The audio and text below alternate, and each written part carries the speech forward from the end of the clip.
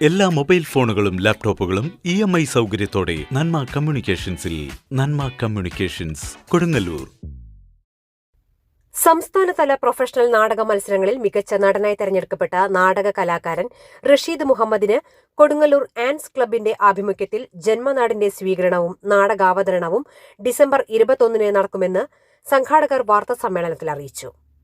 ശനിയാഴ്ച വൈകിട്ട് 4 മണിക്ക് കൊടുങ്ങല്ലൂർ നഗരസഭ ടൗൺഹാളിൽ നടക്കുന്ന പരിപാടി ആർട്ടിസ്റ്റ് സുജാതൻ മാസ്റ്റർ ഉദ്ഘാടനം ചെയ്യും.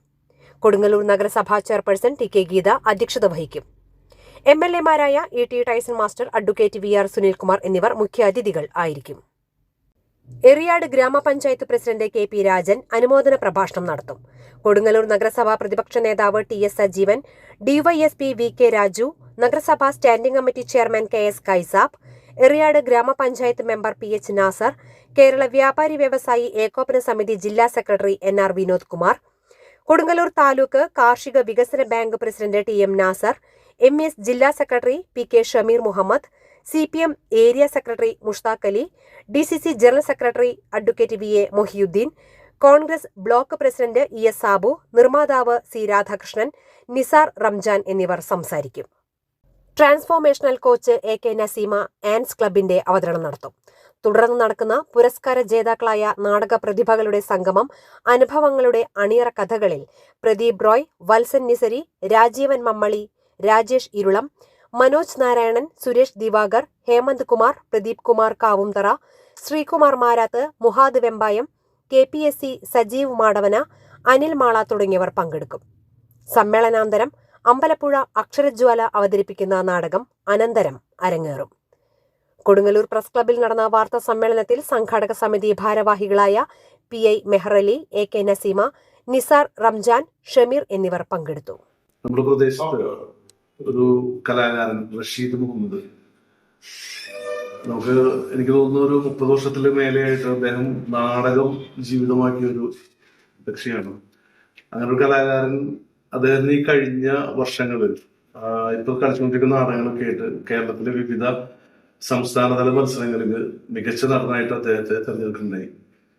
അപ്പൊ അദ്ദേഹത്തിന് വേണ്ടിയിട്ട് ഒരു സ്വീകരണവും ഒപ്പം തന്നെ അദ്ദേഹം അഭിനയിക്കുന്ന കേന്ദ്ര കഥാപാത്രത്തിൽ അഭിനയിക്കുന്ന നാടകവും കൂടിയാണ് നമ്മളിവിടെ അറേഞ്ച് ചെയ്തിട്ടുള്ളത്.